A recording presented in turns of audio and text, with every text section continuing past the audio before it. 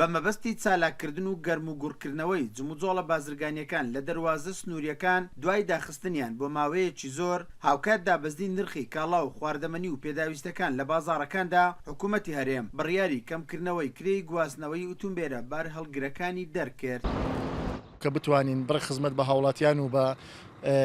پیلەوەران بکەینکەوە بتوانین ڕێژێک لە کرێیەکاندا بەزینەوە لە هەمان کاتدا لە بەرامبەردا گومرجیش بتوانانی ئاسانکاری لە خەڵکی بکەوە پیلەوەران لە ڕێژێکی خۆیاندا بەزینن هەستان دوێنێ کۆمەڵێکمان ئەنجامدا کە لە 13 کرێکانی شۆفێری باڵگیری ئازومەران کەم بکرێتەوە پیلەوەرەکانش لە بەرامبەردا بتوانن هەندێک ڕێژەی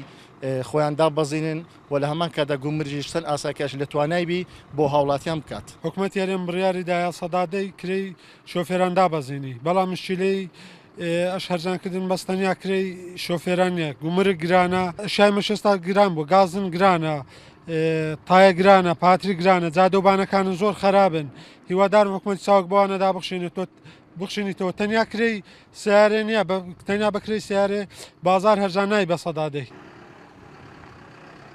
ئەگەرچی شوفێران بۆ بەدەستخستنەوەی کاری ڕۆژانەیان کە پەیوەستە بە ئەنجامدانی ئاڵوگۆڕە بازرگانیەکان ئامادەی خۆیان دەربڕێوە بۆ جێبەجێکردنی ئەو بڕیارە بەڵام پێیان وایە حکوومەت دەبێ بە کەمکردنەوەی باج و ڕسومات و ڕسمی گومرجی و دیاریکردنی نرخی کاڵا و خواردەمەنیەکان بۆ بازرگانان زیاتر دەتوانێت ئەو کارە بکات نەک لە سەرشانی شوفێران.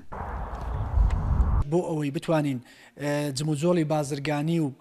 هاتوچۆکردن لەو مەرزە دوای کردنەوەی سنوورەکە بەرەو پێش ببین و جموجۆڵەکان زیاتر بکەین نرخی لۆریەکانی بار هەڵگرمان ڕێژەیەکدا بەزان بۆ ئەوەی بتوانرێ کاریگەری بەسەر جموجۆڵی زیاتری بازرگانی و هاندانێک بێ بۆ بازرگانان تاکو بتوانن ئاڵوگۆڕی بازرگانی لەو دەواازە نێودەوڵەتی زیاد بکەن.